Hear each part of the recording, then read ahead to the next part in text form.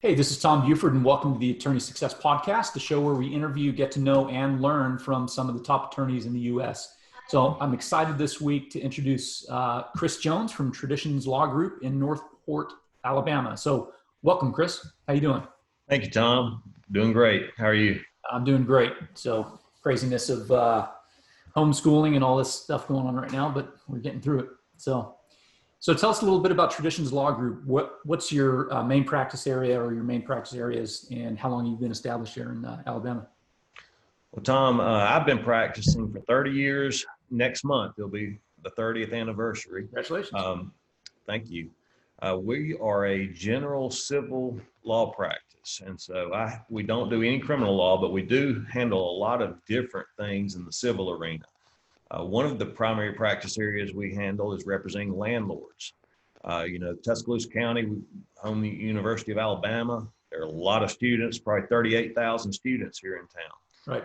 There are a lot of rental properties and management companies, and we represent a lot of them on various issues that come up concerning the landlord-tenant relationship. We also represent a lot of homeowner associations. That involves sometimes collecting dues. Sometimes it involves enforcing covenants, amending covenants. And the covenants are the rules for the neighborhood.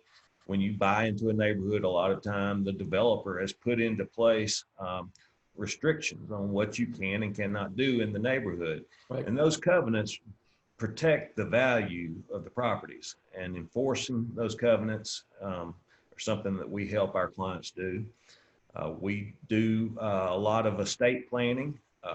We do the four general documents that we do for our clients is, of course, everyone thinks about the last will and testament. Right. And we do that. And it's important that everyone have that. You can do a lot of different things with your last will and testament. Of course, you designate who is going to receive your property upon your death, but you also get to choose who do you trust that is going to be in charge of your estate to see to it that your last will and testament is followed and the property goes to those people that you have designated as beneficiaries. Also, if you have children, minor children, you can designate who your guardian would be of your child if both parents were to pass away. Okay. And then, we can also set up trust in these wills so that if a minor were to inherit property under the will, that money would go into trust for the minor, and you can say until they become an adult, or you can say some other age. Sometimes young adults are not that responsible, and it might be better to let that trust go for a few more years, maybe to age 21 or 25. Sure. And you name the person that you want to be in charge of your child's money, and that's the trustee. So those are the things that we do with our wills. Another important document is a healthcare proxy.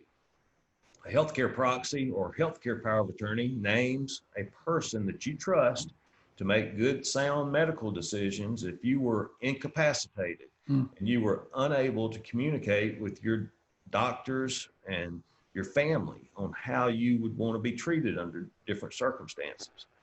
And then, of course, we do a living will where we let the person make decisions now while they're healthy and how they would want to be treated if they were terminally ill or injured, how much medical, attention they would want. If death was imminent, would they want to be kept on machines for their life prolonged just as long as possible? Most people don't want that.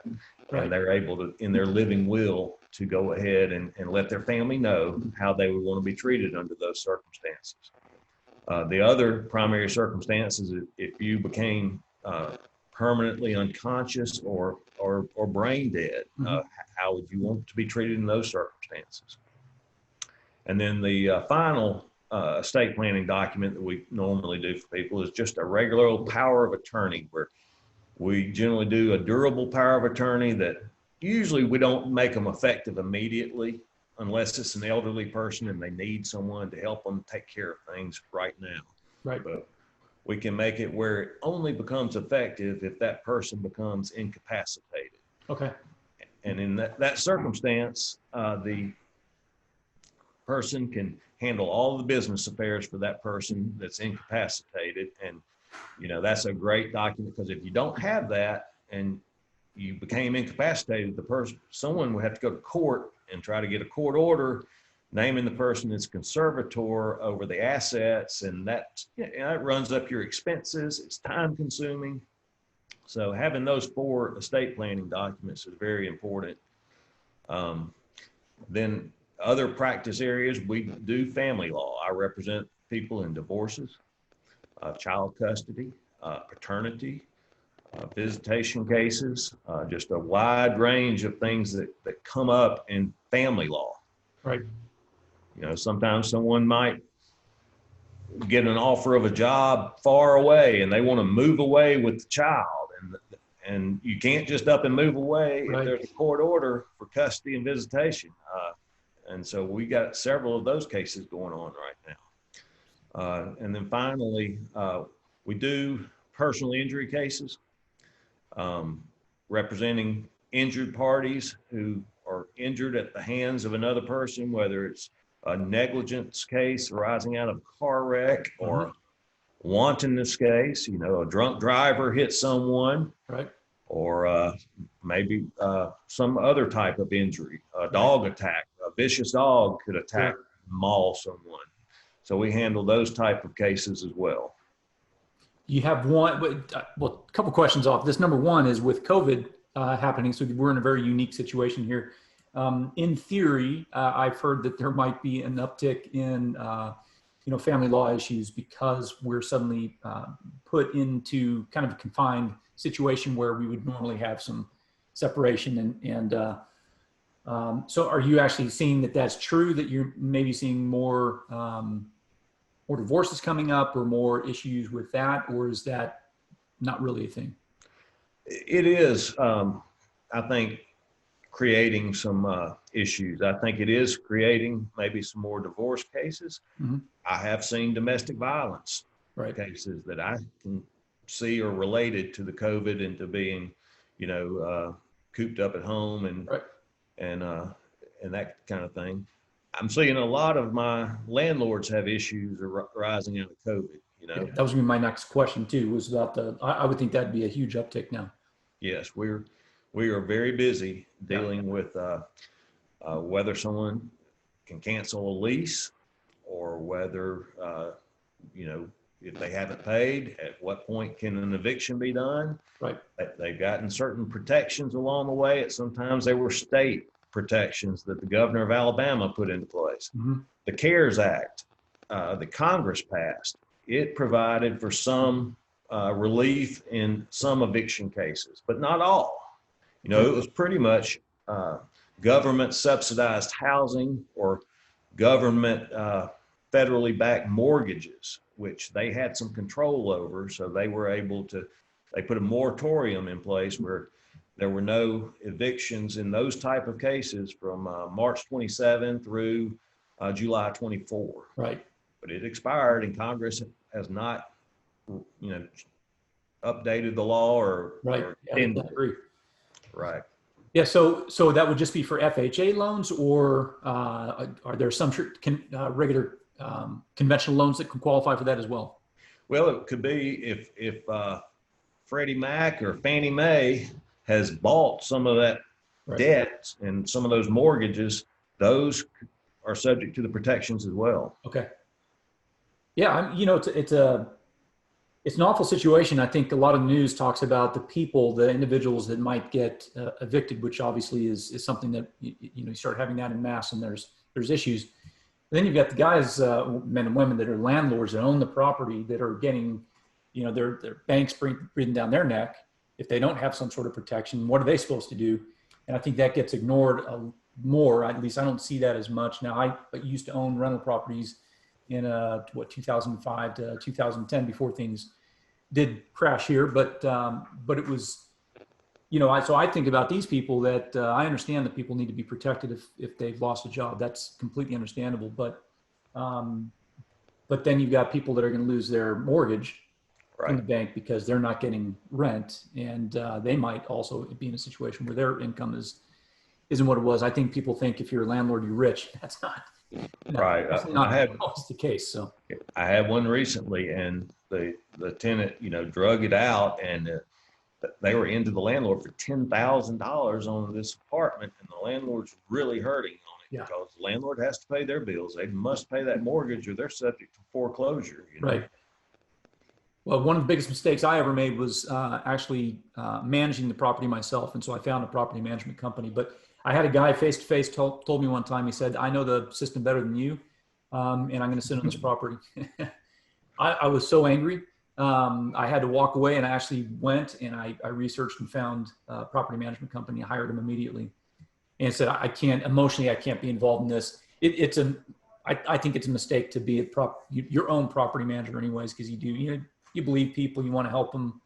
And when things happen, and I'll tell you, when the property management company actually went to serve them papers, they came up with money pretty quick, which Yeah. is astounding. As it turned out, they, and they had troubles, and it was, you do feel bad and you want to help people out, but I had one case a couple of years ago, and I evicted this lady, and then 3 months later, she had rented from another one of my clients and didn't pay them. I evicted her again.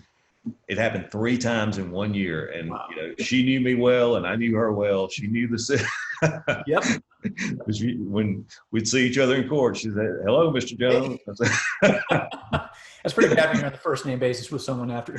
"Yep."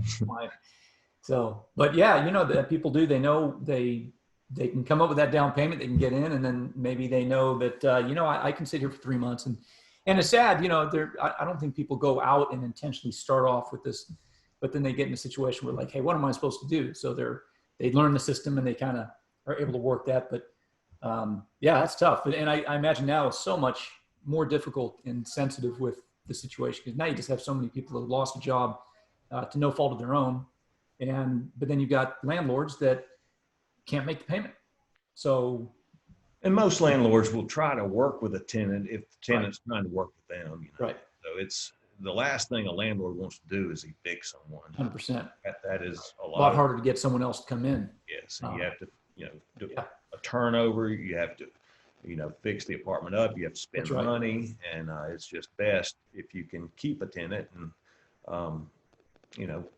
and most tenants, 90+% are going to do what they can Right. to pay their rent, and if they can't, they'll talk to the landlord and try to Right. work through it. So Right. Yeah. We hear all the bad cases, but I agree. Most people want to, they want to be good to their word, and they want to take care of, to pay their bills and do what they have to do. So, well, cool. So what made you pursue a career in law in the first place?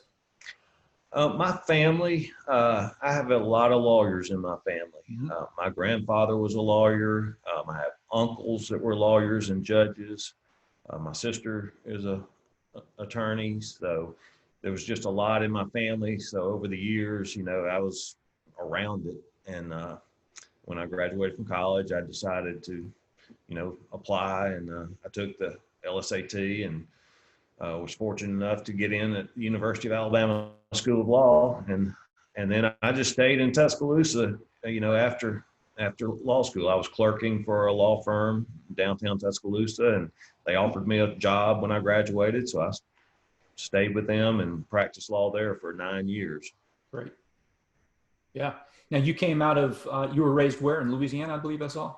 I was born in New Orleans, but Yeah. I was raised in South Alabama, a small town called Thomasville. And, All right. so moved there as a young child, and then just came up to school in Tuscaloosa and stayed.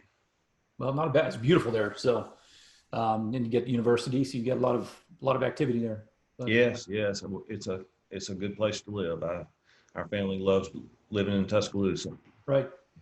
So when it comes to law, I know it can be really intimidating, not just for you. I mean, you're working in several different practice areas, so there's so much for you to keep up with, and obviously for the clients, the cases you take on, it can be overwhelming for people when they're coming to you. An example I think would be someone comes, says, hey, I think we need a will, But then you've got all these other types of protection that they could be looking at, such as living will, things like this. So what do you find to be one of the biggest misconceptions in the marketplace when someone's looking for an attorney? Well, I think to begin with, they think, I don't want to spend money. It's going to cost too much money to hire a lawyer and Right. or get an attorney to help me with this. And the truth is, if you take some preventive steps, if you take steps, and it saves you money in the long run. Right. If you, like I mentioned before, the power of attorney, if you don't have one and you become incapacitated, Right. and your family has to go to court to get the ability to protect your assets, that's going to cost a heck of a lot more than going and getting your estate planning done. If you die without a will and your estate is administered, your administrator must post a bond. And that's kind of like insurance, just to ensure that they do their job correctly and they don't, misappropriate assets. But that's expensive. Right. That bond is likely to cost more than all the estate planning documents, would have cost to have them done. And Right. if you have a will, you put in there, hey, I'm naming so-and-so as my personal representative. I trust this person. They don't need a bond. Right. And that saves your estate money. Yeah. I mean, it's the phrase ounce of prevention's worth a pound of cure.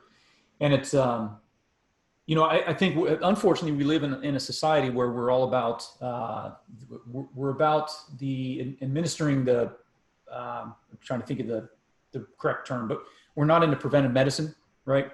So we don't keep ourselves out of the doctor, right? We just go into treatment. So we're more into the treatment than we are into the preventative side of things.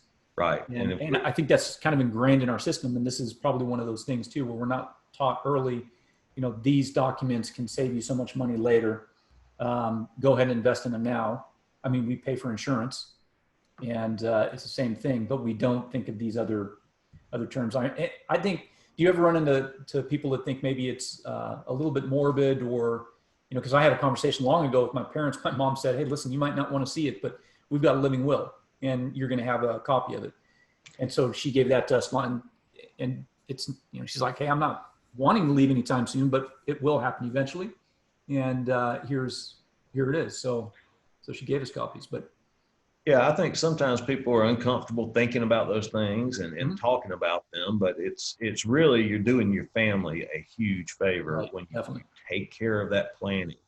And the other preventive, it's all kinds of law that you can do preventive things. Sometimes if you're going to enter a contract with someone before, you've got a problem, you can get terms in that contract up front that will protect you down the road if it doesn't go well. Right. And that's so much better to have some protection up front than once the wheels come off a deal and it's a mess, it's going to cost a lot more to, clean up that mess. Right.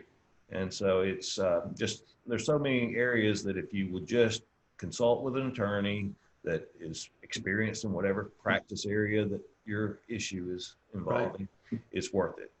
Yeah. I mean, I would think it's awfully similar to getting into a house and you've got you're renting a house and you go in without a lease. I mean, who's right, who's wrong? Okay, so I paid you late. What does that mean? Nothing's written down. And so how much is it going to cost to fix the situation? It would be incredibly difficult at that point. Yes, so, that's right. So tell me about your ideal case and client. What does that look like? Because you have all these different areas and there might be several different things, but pick one that you think this is someone that you really enjoy working with. You've got really good experience. And maybe, people aren't necessarily thinking long-term in terms of the fact that they need this type of work. Well, I really enjoy our landlord clients. They're business people. They, they're repeat clients, Right. You represent a business like that. They've got a lot of things going on and it's not a one-time hire where they have you do one legal issue for them and you never hear from them again. Right. I get calls every day from landlords and we just have a telephone conversation. I can give them some quick guidance and it might not lead to even opening a file. But we really feel like we're a team with our landlord clients, and we take care of them very well. Those files have priority. You know, we know exactly what to do with their issues. We've got so much experience representing landlords that it's just natural that we can handle things for them very efficiently, and you know, we enjoy that practice area a lot. Right.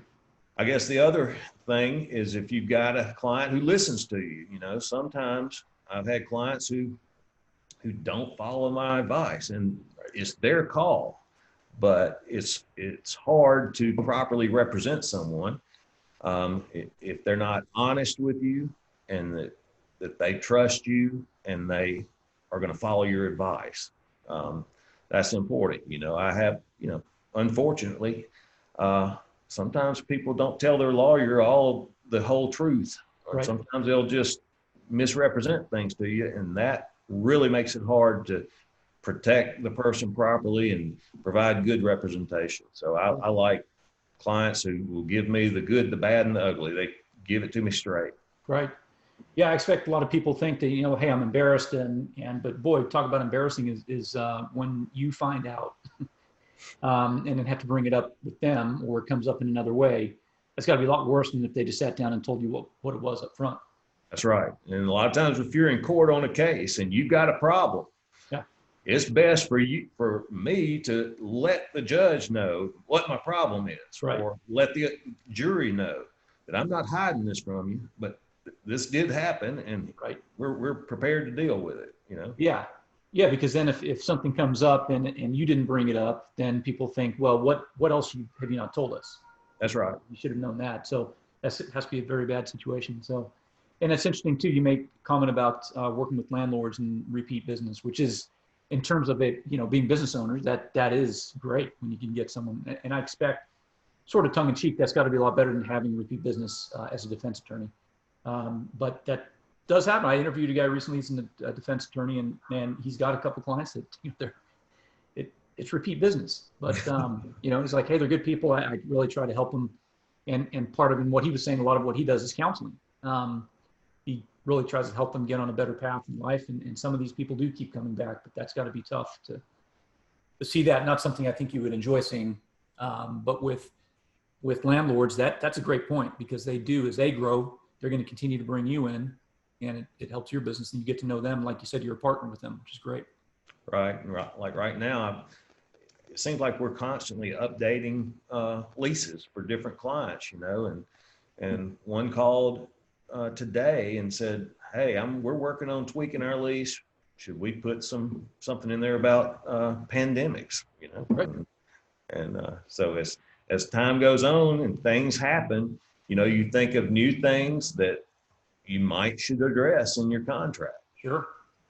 Yeah, and that has to be a challenge for you too, because right now with COVID, you know, there might be a case that comes up sometime where maybe a place wasn't cleaned properly. I mean, I'm making this up, but then there was a lawsuit, and now that's something that people, well, we better, because of COVID, if somebody did get COVID due to maybe an unsanitary situation or something, or presumably, now that opens up the landlord, of course, and so they need to have more protection in their lease. But right. And those issues are being debated in Congress right now, you know, about whether there should be any protection for businesses from claims related to COVID, right. Because they're trying to open up businesses, but, you know, the virus is out there. So, That's right.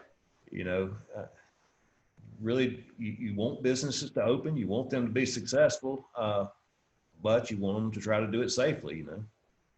Yeah, I mean, I guess that gets into you know, who's responsible for a DUI. Is the bar owner? Is the bartender? Are they also partially responsible for continuing to serve? Similar kind of thing. You know, if you're not taking care of your space, are you still responsible for actions when people come in and they don't protect themselves or whatnot? That's tough. It's a tough situation, and all brand new in this sense. So Right. right. So, what are one of your most memorable cases? Do you have anything that just jumps out? You know, I was thinking about that the other day, and I had a case, it's been a good many years ago, and two young men were killed in a automobile accident. It was a truck that hit them, and the facts were, hotly disputed on liability. So it wasn't, like a clear liability where the truck driver was clearly at fault. Right. There was some evidence that our client was at fault. And the family, they are hurting so bad when they've lost a loved one, and Right. it's hard to bring, to deal with it. And we worked through it, and we did make a recovery for the families. And I really felt like that helped bring closure to the families, but it was a tough case, and it was, liability was, again, hotly disputed. And, but of course your injuries can't get any worse than a death. Right. And under Alabama law, we've got a unique wrongful death statute. Our law says you cannot put a value on human life. Okay. So there's no measure of damages to you don't look at how much the person would have earned over the remainder of their lifetime. That's not how you look at it. The only purpose in a wrongful death case is to punish wrongdoing. Okay. And, that I don't think there's another state with a law like that. Right. So, that's the sole measure of damages. What does it take to punish conduct that led to the death? Right. And, very unique. yes. Yeah. And that's part of the, talking about things being difficult to keep up with, and every state's a little bit different. So I have a friend that was years ago, he was on a lake here in Georgia, Lake Allatoona, and it was middle of the night, and thank God he wasn't drinking. And he was taking his cousin across the lake. He had his light on, and I think it was 2 a.m, and there were two guys fishing out in the middle of the lake, no lights. And he went right through him. And he, one fatality, and the other person lost a leg. And then that person went back and tried to sue my friend Daryl. And, fortunately for him, there was nothing. He was tested. He hadn't been drinking, everything's fine. He had his lights were operative, and these guys were out there in the middle of a lake at 2 a.m. with no lights, and Right. Turned around and tried to sue him because he was the one in motion and hit them. Didn't wind up working out, but any one thing could have gone really bad for him, but it certainly was the worst possible thing for the other guys. And you don't want to say that they're bad guys. They weren't. They were just out fishing. They didn't think, it was a weeknight, as I recall too. So they're certainly thinking they're fine. But that's a sad situation. You got two groups of people that have been forever changed. Right. So, but it's good to have attorneys out there that can be as objective as possible and look at facts and everything else, and not have the emotions involved in this, and then try to come up with some good conclusion or the best possible conclusion. So, Right. So in terms of marketing, so we, obviously want to talk some about marketing. That's my background. What's one of the biggest challenges that you find in attracting new cases? And I would say, ideal cases that you really want to take on. Well, a lot of our cases come from referrals. Mm-hmm. Our law firm, we really believe in referrals. And one misconception about lawyers is we're all fighting each other for each single client and case. Right. That's not necessarily true. I mean, I refer a lot of cases to other attorneys that, specialize in different areas, and I get a lot of referrals from attorneys. Right. I'm also a member of a networking business group, and my business partners in that group, we refer a lot of business, and they know what type of cases I'm interested in handling, and they refer their business contacts to us to handle those, and that's worked out really well. Right. We've got a very busy little law practice. We've just had a new attorney join us this week. Great. And so we're looking forward to getting him on board and help us with all of our clients' needs. As far as challenges goes, Tom, one thing that has exploded in the past, 10, 15 years, that was not the case when I first started practicing law, but it's the heavy advertising that's done, whether it's You know, these regional law firms advertise on TV, Yep. billboards, and, you know, they're not local, you know, they don't, but they sweep up a lot of personal injury cases. Right. And I don't necessarily think that people are, you know, wise to just go with the person who advertises the most. Right. I think a lot of times you need a local lawyer that knows the judges, that knows the juries, and that can give you the personal attention that your case deserves. Yeah, I think that's a great point. The personal attention you're not going to get from, and I'll say, you know, there's a huge one. I was talking to a personal injury attorney in Tampa, and the big one there is Morgan and Morgan, which is huge here in Atlanta. It's huge, you know, so these guys are huge. And he was making the point that, you know, without mentioning them, I knew who he was talking about, but saying, yeah, you know, you can call them and you might just get someone fresh out of school that's doing the consult. If you call him, you're likely talking to him, and, you know, someone that has 20, 25 years experience. And in your case, you're very easy to get in touch with, and you're a smaller firm and local, which is a great point too. Knowing other attorneys, knowing the judges, knowing, you know, really knowing the system and knowing the people involved has to make a massive difference. Not just the size, not just because you know, spend $100,000 in marketing every month. And one thing I think that it does make us unique about regarding personal injury cases is the first 9 years of my legal career, I was an insurance defense lawyer. I defended people that got sued over car wrecks. Yep.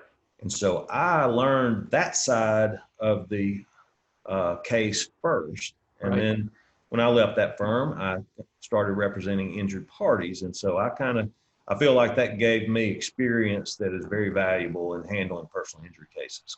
Yeah, I expect that's a smaller fraction, certainly, of people that start off on the insurance side. And so you get to really see both sides very intimately, which has to make a really big impact on how you can serve people now. That's great. So what's one piece of advice you wish you were given when you started off with your law career? You know, I thought about that, and I think I really couldn't come up with anything in particular. But what I think is that I was very fortunate. I started out with a law firm. It was a smaller law firm. We had 5 attorneys. Mm-hmm. They were all excellent attorneys, and they were all very ethical attorneys. And so I had mentors that helped train me, and I learned from some very good attorneys. And I think that is the key. I think it's a huge mistake if an attorney comes out of school and just doesn't really have anybody giving them guidance. They might just hang a shingle and not have a lot of connections in the bar. Yeah.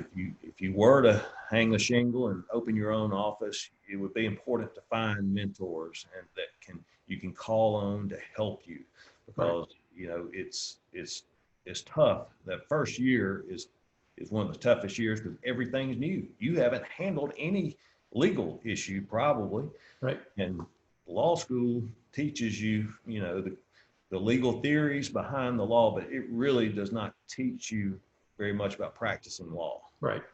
And that comes from actually doing it and working with lawyers who have done it for a long time. And you know, practicing law is an art. It's not like doing a math problem. I mean, you've got a lot of issues that you've got to balance out and make some judgment calls and try to guide your client to a successful resolution of whatever it is they're needing. Yeah, in many cases, you're also going out against someone else. It is sort of a win-lose proposition where someone's going in there trying to beat you. They might have more experience. And so you're coming out. So having a mentor has to be a real game changer, I would think. Yeah, the practice of law, especially with cases where you've got an adversary. You know, that is a unique situation because you got someone on the other side trying to stop you from accomplishing what you're trying to accomplish, and they're trying to, you know, pull in just the opposite direction many times. Now, with that said, sometimes, like in a divorce case,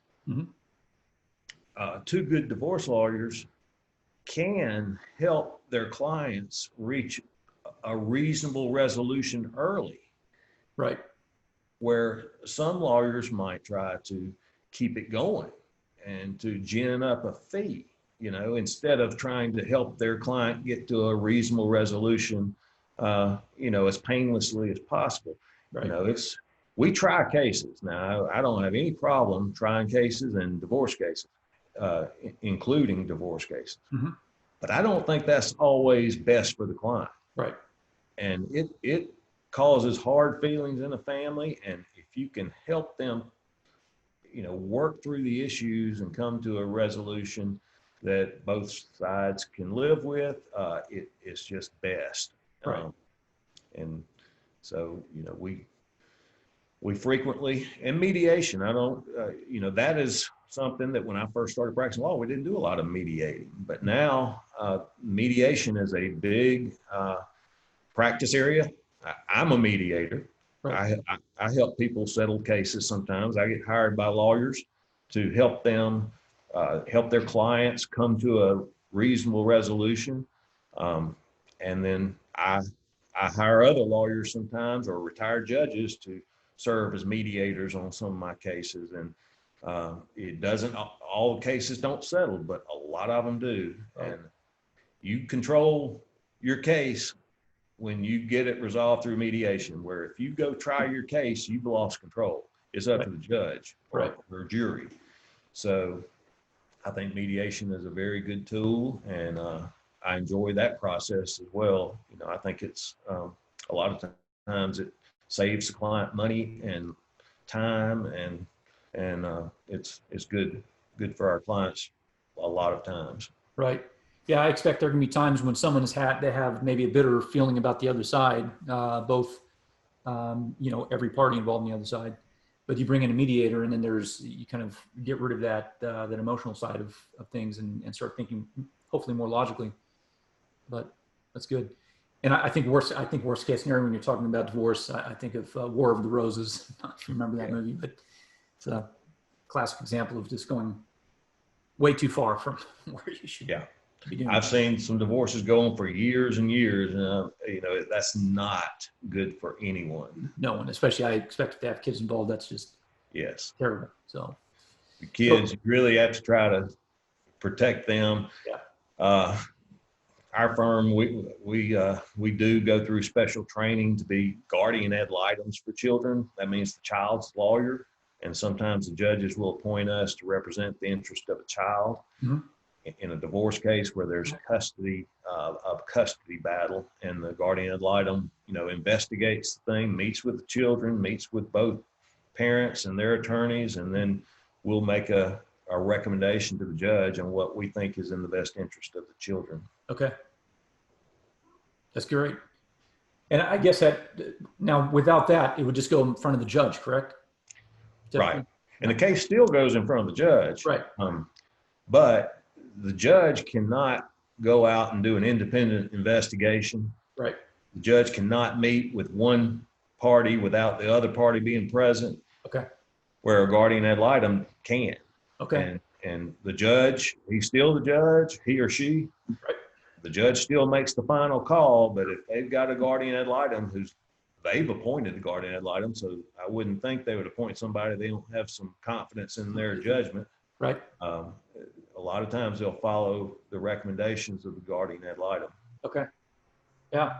It's interesting how things have, so what do you think brought that, or when did that become more popular, I guess, or more utilized in the industry?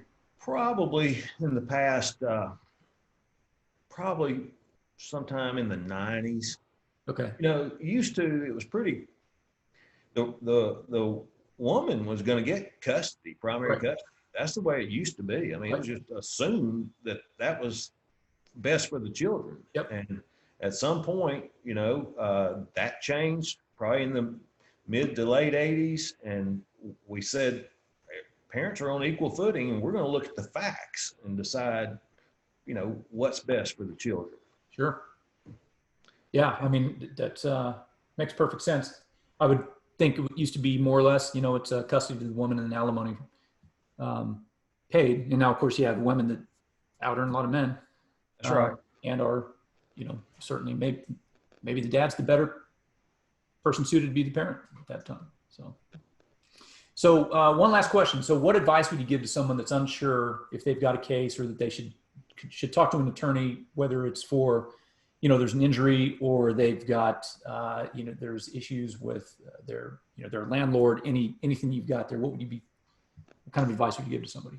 Well, I think you should reach out to an attorney and not wait. I think it's best when the issue has landed in your lap to go ahead and deal with it. If it's a personal injury case, lawyers generally do not charge for consultation on a personal injury case. So it's not going to cost you a dime.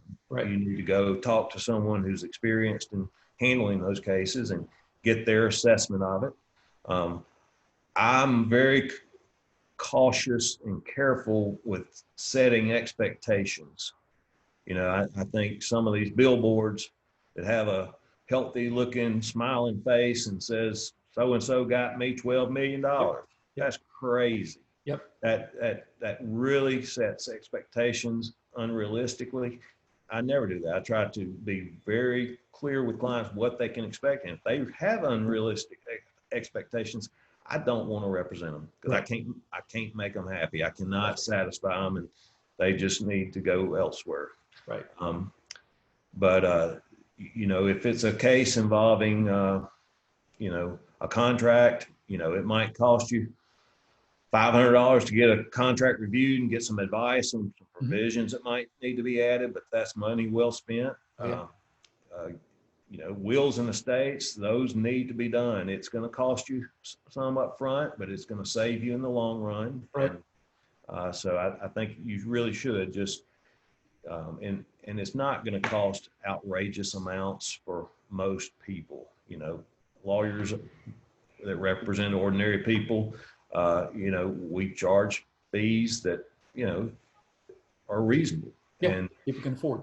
Some huge corporations that go to huge law firms, that's a different situation. But I'm talking about ordinary small businesses and individuals who need a family lawyer or estate planning lawyer. They should go ahead and take care of that. It's worth it. Right.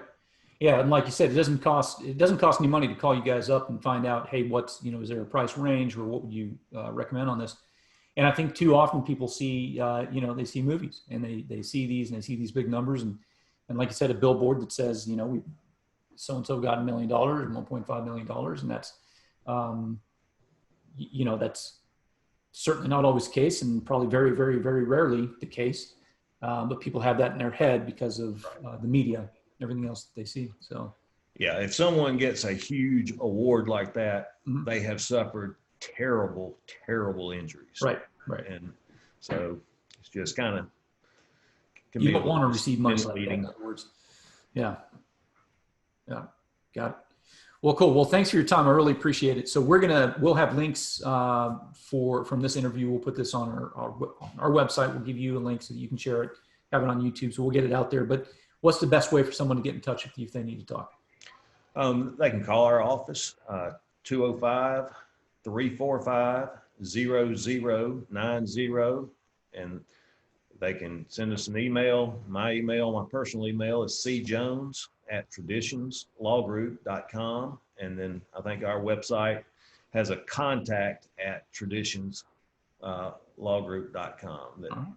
If they just have a general question, they go to our website and they want to submit a question to us, I think that they would do that through the contact at traditionslawgroup.com. Sounds great. All right, Chris. Well, hey, thanks for your time. I really appreciate it. It's been a lot of fun. I love talking, especially the landlord side of things. I enjoy talking about that. So. Thank you.